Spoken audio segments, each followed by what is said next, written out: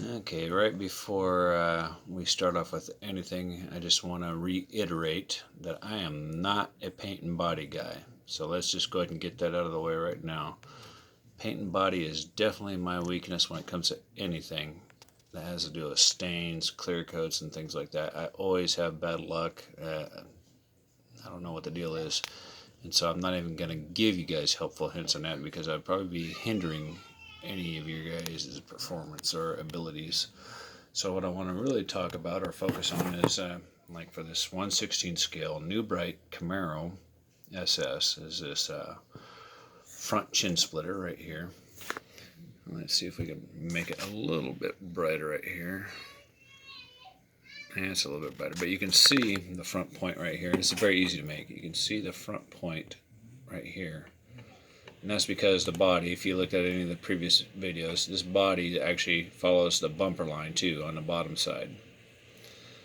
Where a normal, like if this is a real 1967 Camaro, underneath the bumper, the body panel basically goes straight across, like the grill here. It really doesn't have a beak or a point to it like you see here. So I've just kind of copied that. And what you see here, and to get off subject right here, is all this shit right here. This is from using, I'm guessing because I use cheap paint right here. I mean, this stuff here was like $2 a can, $2 US. And this is actually the tape residue, but it's not really residue anymore. The paint has just never fucking dried, right? So if you do buy paint, spend your money and get good paint. This was a total waste of time, at least for me, and this is the third time painting. I'm done painting it. I'm not going to paint it anymore. It is what it is. I'm done with it. I've installed a mirror, and I've kind of painted the wheels a little bit here. Kind of see those, anyway, like so. And body's loose for a reason. Let's see if we can get a little better shot. There it is. That's kind of this idea right there, and then there's the cowl hood I made a few days ago, last week. And I made a mirror. I made one for the passenger side too, but I really fucked it up. It's really bad. So yeah, this is probably not a child-friendly channel. And I just put a little detail on the rims. These were of green chrome, jjrc Q36, I want to say they were. So there's that. Now, anyway, to get to the main topic here, to make a chin splitter or a rear air diffuser like I got here is very simple. Either using styrene or this ABS plastic, which happens to be 1/16 of an inch thick. It's very easy to cut the parts you need. And then you just brush on what's something called MEK. I'll try to enunciate it, but I'm not exactly sure. Methyl ethyl ketone. You just brush it on with a cheap brush, a brush you're willing to throw away. And if you got an artist in the house, you probably don't want to steal their brushes. Just get the cheapest brush, like Walmart sells a packet of 20 of them for like $2 or something like that. But that's the stuff you use. Just brush it on the plastic. Then you join your parts on. You can use a clamp if you can. All these little ribs right here, I couldn't use a clamp. They're just too small. They're set in place by gravity only.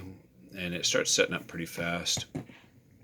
So then what you see here, right here is actually the underside of the 67 Camaro, because I was going to put this in there, but it doesn't. Take this body out here. That's the reason why I left it loose, so I can easily get to it, because the body mounts are way up here, and that does not allow me to mount this properly. But let me show you on the body, because you don't have to be building a 67 Camaro. Right, so while triangles out to the back here, I'll try to do this one-handed and hold the phone at the same time, so that kind of slides in like that. They get an idea. Yeah, I'm going to put exhaust in there.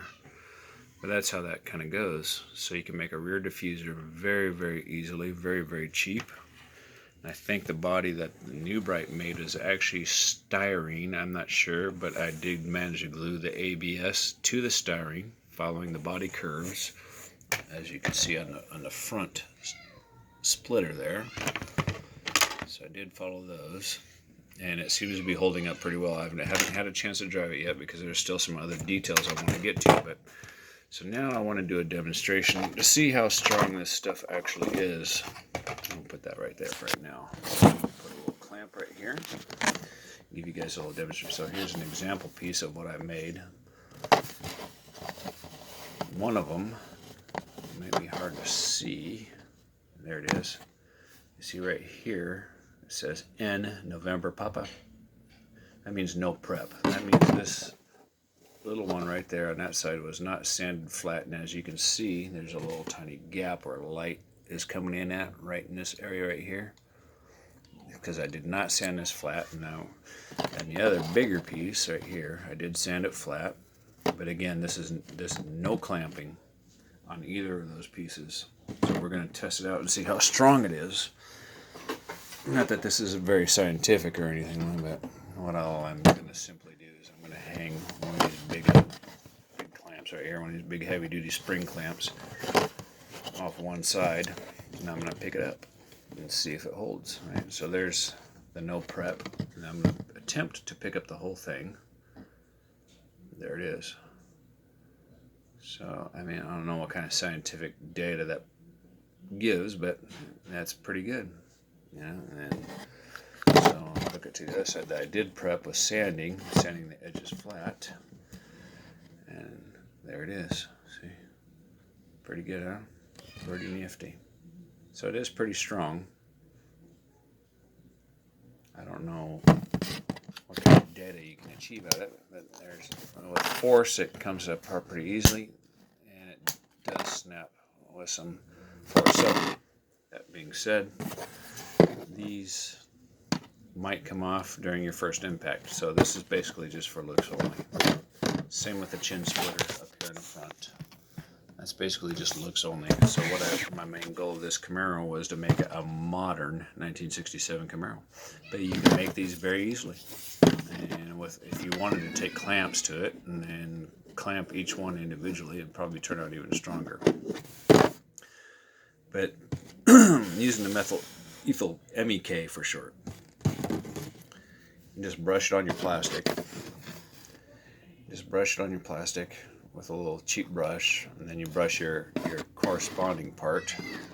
Put it a little bit further right here on the edge you want glued, and you brush some on there and you stick it on there. Within a few seconds it starts to get tacky. What actually happens is this chemical actually dissolves the plastic on a chemical level, and then it starts to dry out. So give it about 24 hours. This has been sitting about a day and a half approximately. But it's a quick, easy way to make something customizable, something different. And again, this part right here is actually, I can't use it because of the way the rear body mounts are on this Camaro. I might try and improvise something different later on, but you can easily adapt this to whatever car you're working on. Alright, y'all have a good day.